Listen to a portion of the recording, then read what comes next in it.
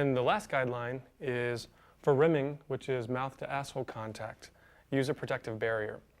You can use saran wrap, a condom cut lengthwise, or a dental dam. Does anybody have any questions about that one? Why is rimming dangerous?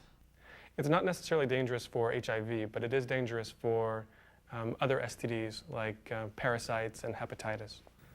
Notice how Stephen and Chris have created a safe atmosphere that encourages people to ask questions or express concerns.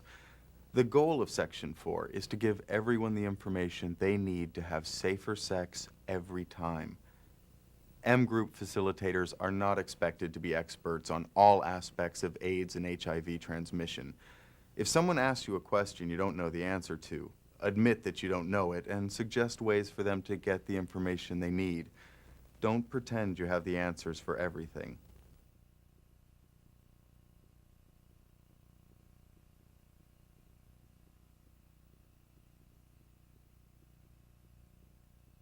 The objectives of Section 5 are to help participants think more creatively about safer sex and give them specific ideas on low-risk sexual behaviors they can do. This section of the group is usually a lot of fun for the participants. It helps to be very enthusiastic and create a playful, supportive, and sex-positive atmosphere. Be sure to have all materials organized in advance and to be clear and direct in your instructions. We really want to encourage everybody to be fun and creative about ways they approach safer sex. A lot of people aren't aware of all the fun, creative things that they can do that's safer. And so right now we're going to do an exercise to help us expand our ideas of erotic things that we can do. And to help us do that, we're going to break into groups, and you can go to various parts of the rooms. And Stephen is going to hand out sheets with a body part listed on it: hands, mouth, dick, and ass. And I ask that you come up with a hot, erotic, safer sex act that you can do with that body part and list them on the sheet. And be specific. Say something like licking someone's armpit as opposed to just licking. So Stephen's going to hand out the sheets, and then we're going to go off, and then we're all going to come back and discuss them as a group. So have fun. You can lick it. Dry hump it. Frottage. F-R. Okay, dry hump it. During the brainstorming, circulate around, offer positive feedback and advice, and encourage the groups to be as specific as they can in listing their ideas. Oh, a cock ring.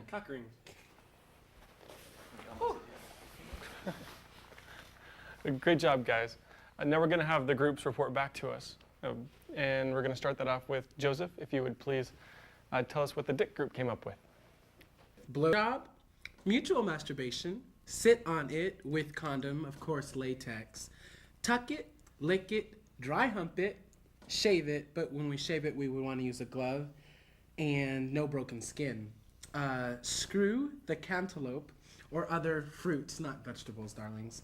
Sword fight, suck it, exit before coming, of course. Cock ring, wash it in the shower. Great list, you guys. Does anyone have anything to add? How about coming all over your partner? Good suggestion. Does anybody have any ideas on how to make that safer? Yes, just keep your cum out of his eyes and his mouth. Great idea. Joseph, can you write that on the list? Cum all over partner. Great job, guys. See anything new you want to try out? How do you feel about having so many fun, hot, erotic ways to have safe sex? I think it's really cool. I never realized there were so many fun, safe things you can do. Yeah, and I can't wait to find someone to try these out with.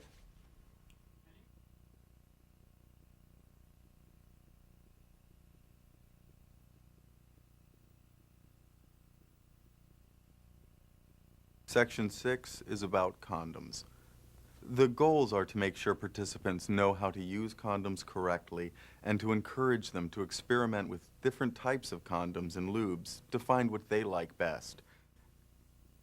This section is designed to be fun and theatrical. As we've just seen, condoms can be important toys for making just about any sexual activity safe. So now let's spend a little time making sure we know how to use them correctly. So, what I'm going to ask is that we all pair up next to the person that's closest to you, And I'm going to walk around and ask you to pull an object out of our mystery bag. Let's start here with you.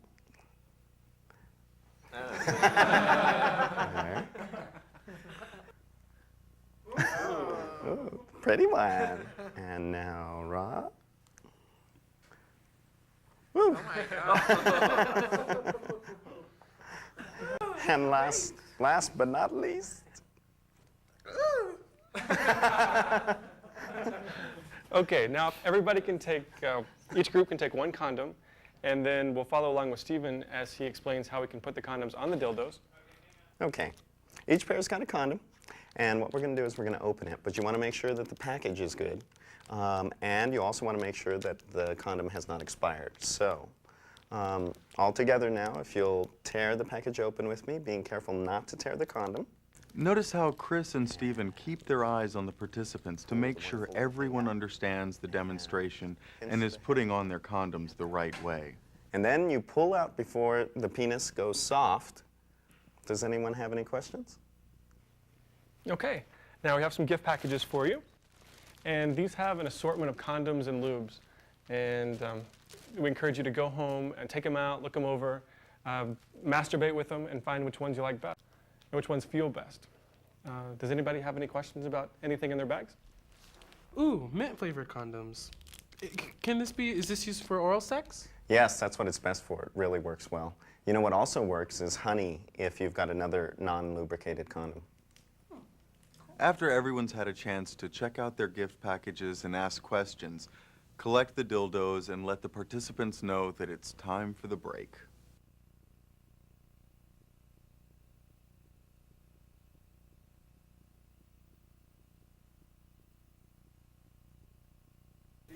Turn on some music to change the atmosphere and help people relax.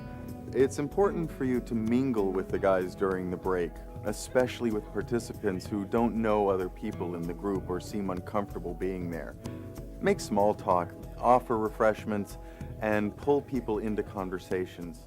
Have a good time, but don't let the break go on for more than 15 minutes. There's a lot to cover in the second half of the group.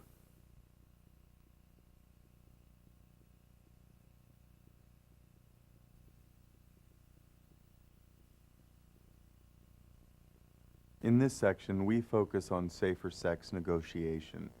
The objectives are to discuss problems in trying to have safer sex, provide strategies for the men to use in negotiating safer sex, and practice negotiating safer sex with partners.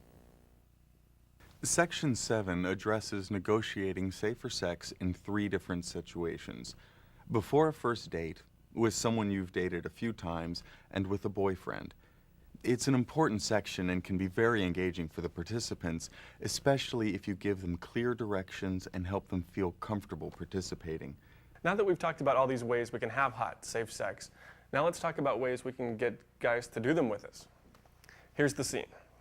Tonight you have a date with Jerry, and you're at home getting ready, and you guys are going to go to a movie, and then you're open to the possibility of getting to know him a little bit better after the movie. And also, if the chemistry seems right, you'd like to have sex with him. Now, what can you do before going out with him to ensure that if you do have sex, it's safe sex? I'd probably put condoms in places where I think I'm going to use them, like in the bedroom or in the kitchen or on my wallet. Good idea. And you know, I would like not want to get drunk or get high, you know, anything mind altering, try to stay focused. Has anyone ever had that experience where alcohol or drugs may have impaired your judgment regarding safe sex? I'm wondering now if we can set up another situation, and I'd like to know who we can get to show us how they would handle it. John, excellent. Eric, great, fantastic. Can I get John, you, and Rob to switch places? That way we can get you a little closer. Okay, so here's the scene. Eric, you've had 2 dates with John, and you like him a lot. The role plays about negotiation are one of the most critical parts of the MGroups. They give participants a chance to learn new skills